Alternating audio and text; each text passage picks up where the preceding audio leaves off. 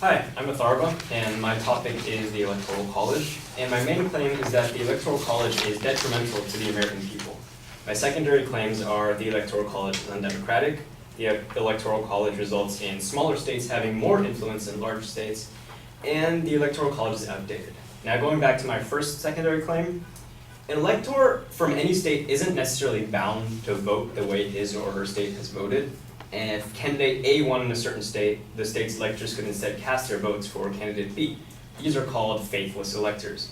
An election, thus, is only truly in the hands of these electors instead of the people, which is really undemocratic. In 1836, 23 Virginia electors abstained from voting for vice president, which pushed the election for vice president to Congress, which had never happened before. There have been 167 cases since then of faithless electors. However, these haven't affected the outcome of an election yet, but they sent the message that electors don't have to stick to whatever their state voted for. Out of the 50 states, only 30 punish faithlessness, and these punishments can include misdemeanors or fines. And even in cases of faithless electors, these punishments are rarely, if ever, enforced. A president can be elected by winning the electoral vote and not winning the popular vote. This has happened 5 times so far. The most recent examples include the 2000 election with President Bush versus Gore. President Bush won the election with 271 electoral votes, while Gore got only 266 electoral votes. In terms of popular votes, however, President Bush got 50,456,002 votes, while Gore got 50,999,897 votes. Gore got 500,000 more votes than Bush, but still lost. In the recent 2016 election, Trump versus Clinton, Trump won with 306 electoral votes, and Clinton got only 232 electoral votes. However, Trump got, for the popular vote, he got 62,984,825 votes, and Clinton got 65,853,516 votes. She got almost 3 million votes more than Trump, but still lost the election. That's not democratic. If people are voting for one candidate, then another candidate shouldn't win. My second secondary claim, the Electoral College results in smaller states having more influence than larger states. Take the example of Wyoming and California. Due to its smaller population, Wyoming has 3 electoral votes, while California has 55. It seems fair until you look at their populations. If California had the same proportion of electoral votes to population as Wyoming does, California would have about 200 electoral votes. That's a big difference from 55. The Electoral College kind of pandering to smaller states also leads to candidates and campaigns pandering to swing states. In the 2012 campaign, 99.6% of advertising and campaigning funds were used in only 10 battleground states. In the 2016 election, 94% of campaign events were held in only 12 swing states. So that just goes to show that even the campaign managers and candidates recognize that the votes of those in swing states and small states matter more than the votes of those in bigger states.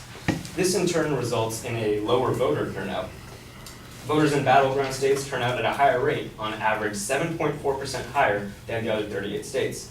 This leaves people in bigger states such as California, Texas, or states that aren't swing states asking themselves, what's the point of voting if they know that their vote doesn't really count? My final secondary claim, that the Electoral College is outdated. The Electoral College was written in a time where they had the idea that people of the nation alone couldn't be trusted to vote for president. They couldn't be trusted to make an educated vote for president, which is a very outdated and undemocratic notion.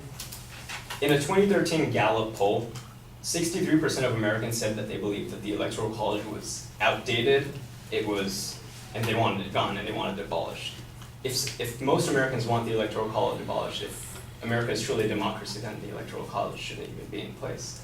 So in a time where every vote can be recorded by machines in very little time, and there is no need for the Electoral College to decide who the American people want for president, why do we even have it? So for this reason, I hope you agree with my claim that the Electoral College is detrimental to the American people.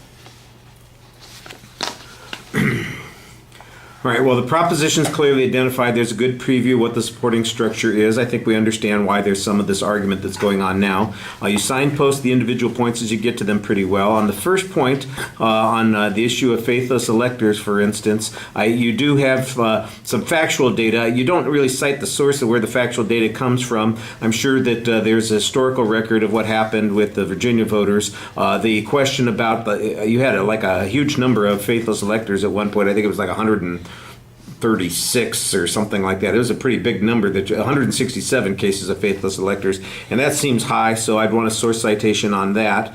And like I said, I think you're dealing with stuff that's mostly factual data, and I think you need to be able to cite the sources a little bit more consistently for some of that. I don't doubt in the long run that it's going to turn out to be accurate. The issue of what is democratic, though, has largely not been discussed. It sounds to me like your assumption of democracy is that the majority gets what they want, and that makes it a democracy. If that's the criteria, then you need to explain that. I do think that there are plenty of arguments about what makes a democracy that don't necessarily require that. The second point on the power of the states is you've got a good hypothetical example of Wyoming versus California, and that's okay. And then there was some information about the campaigns that went on and how they focus on the swing states. It didn't sound to me like any of the swing states were places like Wyoming, where there are only 3 electoral votes, and that they were seeking disproportionate representation by campaigning in those states.